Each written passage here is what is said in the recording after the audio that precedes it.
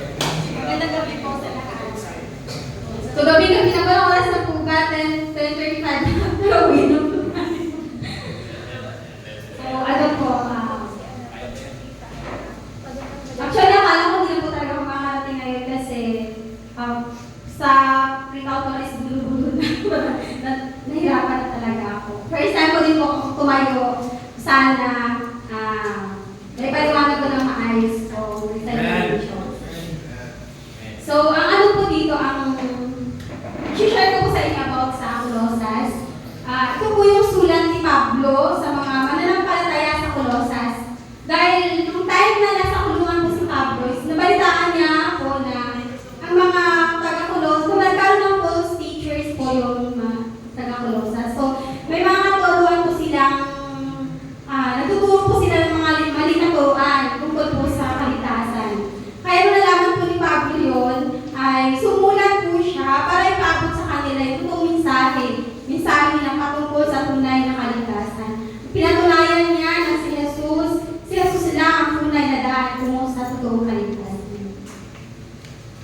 So, nung sinabi po ni Pastor Garland nakaraan na, okay, bigyan mo kayo ng 5 minutes para magbigay ng title ng poisa, i-share nyo. Pagpukasan ko sa Bible, is Colossus, nakita ko.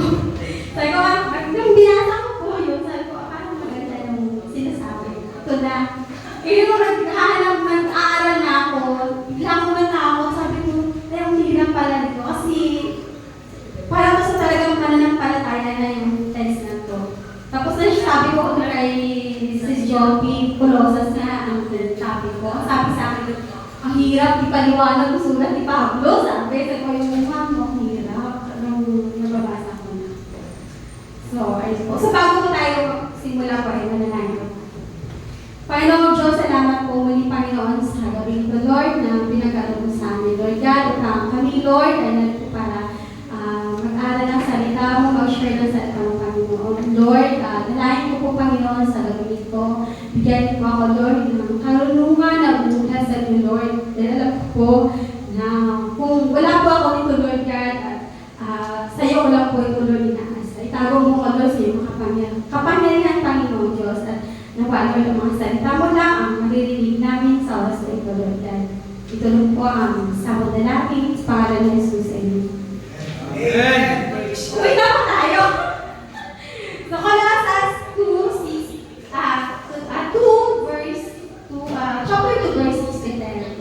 So, sabi po dito sa verse 6, as you therefore have received Christ, Jesus the Lord, so walk in Him, rooted and built up in Him, and established in the faith as you were taught, abounding in thanksgiving. Beware lest anyone cheat you through philosophy and empty deceit, according to the tradition of men, according to the basic principles, and not according to Christ. For in Him dwells all the fullness of the Godhead bodily, and you are complete in Him who is the head of all principality and power, not legalism.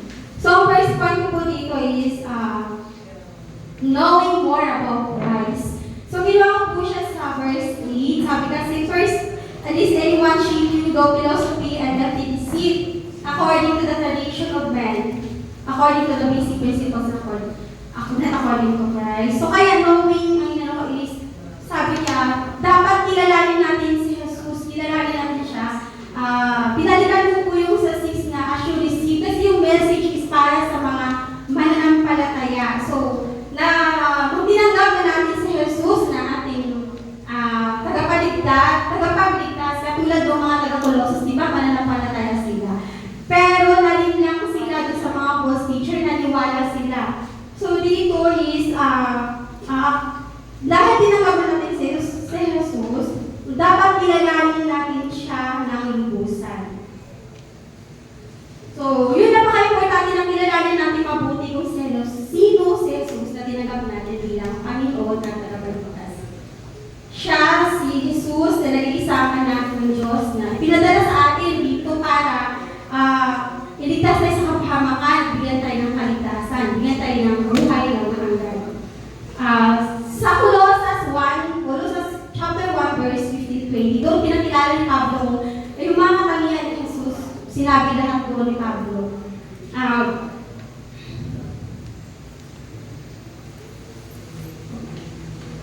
Ayun po. So parang hindi tayo, bakit natin siya kilalanin? No? Parang hindi tayo malinlang, hindi naman, pag may darating na mga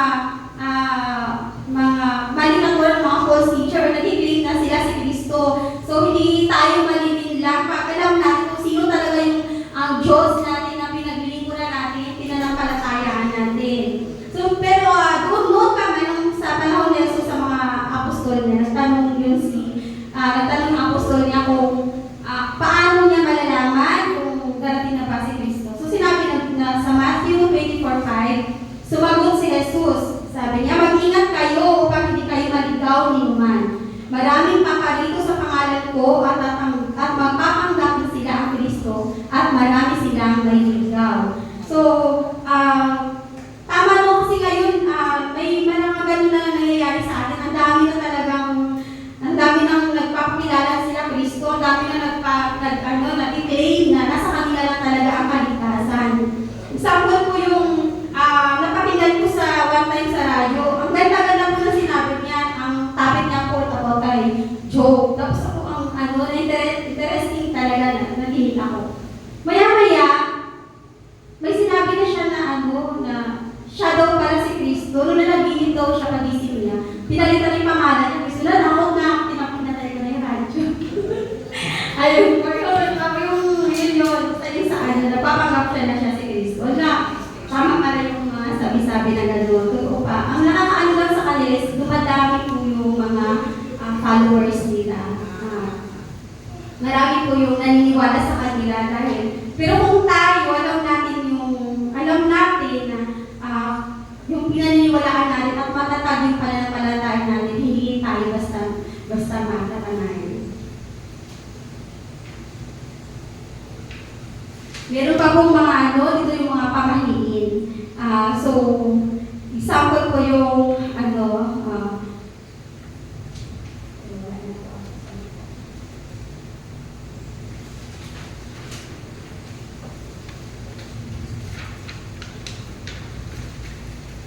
ayun po, meron pa po pala sa Davao na nag-claim na po siya si Kristo. Saan ba po yung naging balita-balita nakaraan na siya si Senyor Aguila.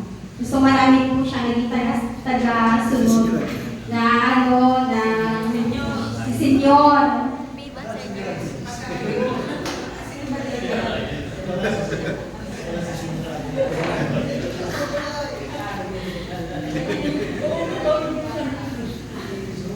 Pero yun nga po, alam po natin yung katotohanan, hindi na tayo matatayo. At saka meron po tayong mga pinaniniwala na mga tradisyon. Dito, connection dito sa yung message ni Brother Nelong Sunday, yung mga tradisyon, mga sorry po, wala po ako. Ayun po, sabi po sa John 8:32, makilala ninyo ang katotohanan at ang katotohanan magpapalaya sa inyo. Yun, kung alam natin yung katotohanan, so hindi tayo basta-basta maniniwala ng anuman. At malinaw din po na sinabi sa John 14:6 na sabi ni Jesus, ako ang daan, ang katotohanan at ang buhay. Walang makapunta sa Ama kundi sa pamamagitan ko. Kasi yung mga mga taga-Colossus, may mga pinaniniwalaan sila ng mga may mga tawag nito, may mga sila yung spiritual na pinaniniwalaan na yung pag-aalay, gano'n, tapos naniniwala din sila na yung pagtutuli, di ba, parang yung yung pag-ano nila doon. At saka yung ceremonial yung sila, may iba pang ceremonial na mangyayari bago sila makalapit sa or maging tunay, makakuha ng tunay na kaligtasan. So, ang application ko po dito, bilang mananampalataya kay Kristo Jesus, pagsikapan natin na makilala natin siya ng lubusan, patatagin natin ang ating pananampalataya sa Kanya para hindi tayo malinang. Ayun po, pangalawa na po ako, malapit na po ako matapos. Ayun po, ang pangalawa ko po is dwelling with Christ. So, dwelling with Christ. So, verse 10, you are complete your union with Christ, who is the head, every roller of authority. Pero bago ko po pala nakalimutan ko sabihin, sobrang kaba ko nakalimutan ko sabihin yung aking title. So, ang title ko po pala ay, Be Wise and Vigilant in Your Faith. Nawala na ang talk nyo, di ba? Ang title ko pala dito, Be Wise and Vigilant in Your Faith. So, paano ba tayo maging wise at vigilant para hindi tayo mag-isip ng kaaway? So, yun ang first point na sabi ko, nasa second point na po ako. Second point is journey with Christ. So, first is 10. So, you're complete with union with Christ, who is the head over the ruler and authority. So, binalikan ko ulit yung number 6. So, as we receive Christ, so, bilang manamatal na, tinanggap na natin siya, we must dwell in Him. So, mamuhay tayo na kasama si Kristo. So, pag namumuhay tayo kasama si Kristo, habang namumuhay tayo, is nabibuild tayo ng relationship sa Kanya, ng strong relationship kay Lord. So, katulad ng inanong ko ng halimbawa, katulad ng mag-asawa, yung husband and wife. Di ba, before sila nag-asawa, nagkakakilala muna sila. And then, tinanggap nila ang isa't isa,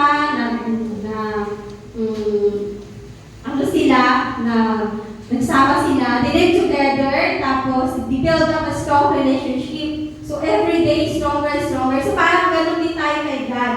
So, kailangan mag-build tayo ng relationship kay Lord. So, sa pamagitan ng mag-build tayo ng relationship kay Lord, sa pakikinig ng mga salita niya, so pagbabasa ng Biblia, at pagsunod ng mga kagustuhan niya sa buhay natin. Ang daily conversation with Him through prayer. So pananalangin sa araw-araw, and magsasubmit tayo ng buhay natin sa Kanya.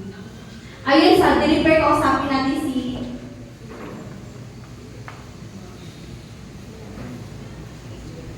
David.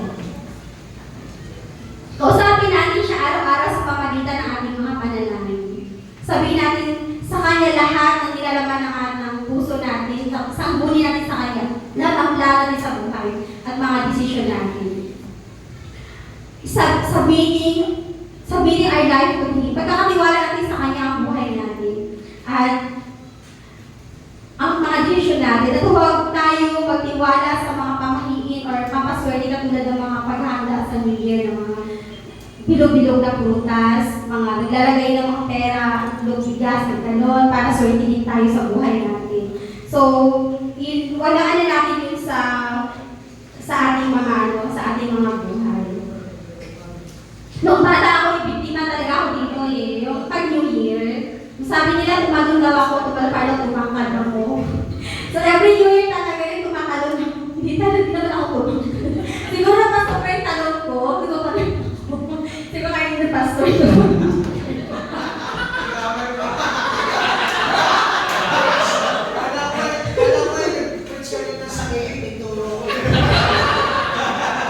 Sorry.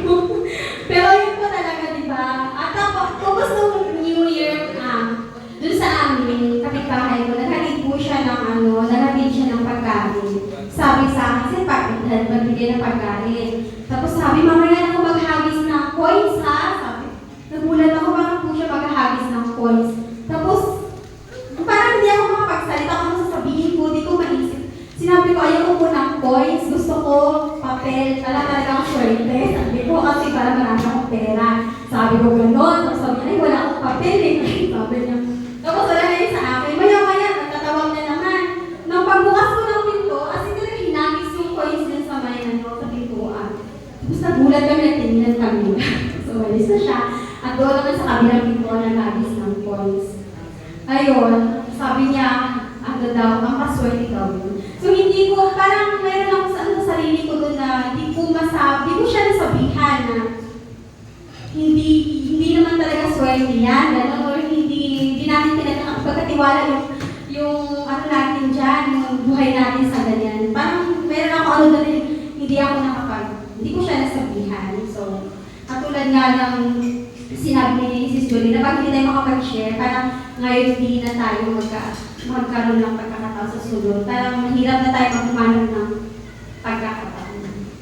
Tapos, nung nag-post ko yung kapatid ko, mga Kristiyano ko talaga kami sa family namin. Yung kapatid ko lang po siya, yung mga handa niya. Nakita ko doon, naribigan siya, tapos meron siyang log, mga pera, tapos nalungkot ko ako nang nakita ko. Sabi ko, para saan yan? Sabi ko gano'n. Tapos, walang sumagot kahit isa. Naalala ko si Pastor ng Sunday na, sana makapag-share tayo bago matapos yung makapag-share tayo ng gano'n. Share natin yung gano'n. Kaya, doon pa lang, sinimulan ko ng mag-share ng gano'n. Sinabi ko na sa kanya na, siniran ko na siya yung kapatid. Sana, maano niya na-absorb yung mga sinabi. So, ayun nga, alalahanin natin na sa Colossus 1:20, sabi doon, sa pamamagitan ng anak, ang niloob ng Diyos ang lahat ng bagay, maging sa langit o sa lupa, at ay ipagkasundo sa Kanya.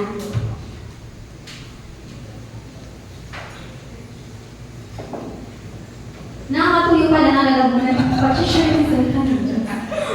Ayun po, sabi nga gano'n, so wala na tayong hahanapin pa, di ba?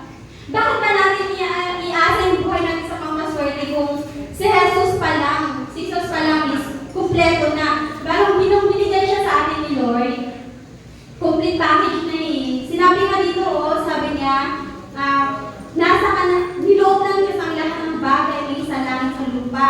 So, ano na kay Jesus, ang gagawin na lang natin ay mananampalataya na lang tayo kay Kristo Jesus. Alalahanin natin na niligtas tayo by grace. So, kaya mamumuhay din tayo by grace and blessings. Siya lang ang dapat na pagkatiwalaan sa lahat ng bagay kasi siya lang ang may gawa lahat dito sa mundo. So, ituon lang natin sa Kanya yung ating buhay. So, application na po ako sa application, mamumuhay tayo na humingi ng patuloy sa Diyos at ipagkatiwala natin sa Kanya ang ating buhay. Dahil nasa Kanya na ang lahat ng bagay at pag lagi natin siyang kasama, lagi tayo matatapunan sa buhay. So number 3 po is walking with Christ. So as you therefore have received Christ, Jesus the Lord, so walk in Him. So rooted and built up in Him and established the faith as you were taught about in Thanksgiving. So ginawa ko po yung rooted ng meaning doon is develop or firmly foundation. So dapat sikapin natin na tumibay ang ating pananampalataya kay Jesus upang magkaroon tayo ng pundasyon. So sinabi nila mamuhay tayo, how to walk with God. So mamuhay tayo in Christ likeness. Susundin natin yung mga aral na iniwan ni Jesus sa atin. Then, katulad ng pagmamahal sa kapwa. So, yun. Sino pa nagmamahal sa kapwa dito? Parang hirap pag lang mahal ko yung kapwa ko. Pero hindi ka naman na gumagawa ng mga bagay na nagpapakita ng pagmamahal sa kapwa. So, yung pagpapatawad sa ating kapwa. So, yun. Parang ito yung medyo mahirap. Ang magpatawad. Lalo na pag may ginawa sa'yo ng sobrang sakit yung kapwa mo, tapos papatawarin mo na ng gano'n-gano'n. Parang hirap. Pero sabi ni Lord is magpapatawad tayo sa kapwa natin. Ayun, kahit mahirap, sikapin natin na mapatawad natin siya kasi mas makakagaya sa kalungan natin. Yung pagiging pagkakakumbaba, yung pakumbaba tayo, kahit na nilalait na tayo, kailangan mo pakumbaba lang ako. Nung kabataan ko, lagi ako nilalait sa kitim-kitim ko. Okay lang, maganda lang ako. Kasi ko magkakakumbabaan. Ayun, joke lang po.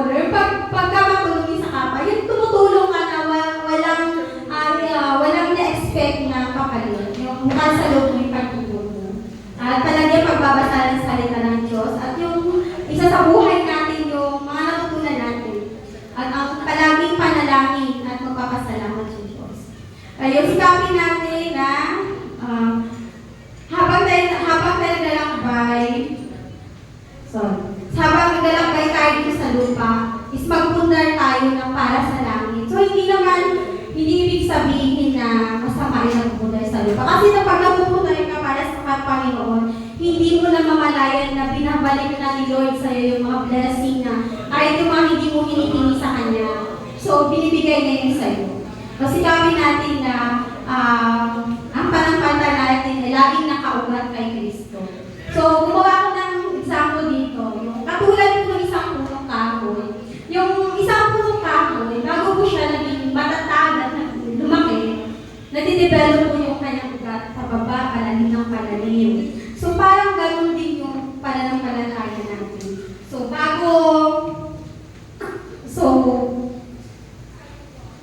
Kaya pag tumibay na yung punong kahoy na yun, at matibay siya umugat na siya ng umugat na sa ilalim, ay hindi po siya basta-basta tatangay or mabubuwan, matiman yung bagyo or malakas na hangin. So dapat habang tumatagal ay nagiging matatag ang ating pananampalataya. Palalim na palalim ang ating relasyon sa Diyos at magkaroon tayo ng matatag na pundasyon para kahit anong darating, manindigan tayo. So, application, patatagin natin ang ating pananampalataya ng Kristo at sikapin natin na lumalim ang ating relasyon sa Kanya. Conclusion na po ako. Yun. Tulad ng mag-asawa na nabubuhay dito sa lupa. First, you should know each other. Second, as they live together, you must submit, have trust, and be honest with your partner to build a strong relationship. Third, you must have a common intention to attain their goals or ambitions in life. In our spiritual life or godly living, we should know more about God. Do not be deceived by the enemy. Dwell with Him or have a good centered life, and walk with Him by investing a heavenly wealth and knowing what is pleasing to God. Yun lang po, maraming salamat.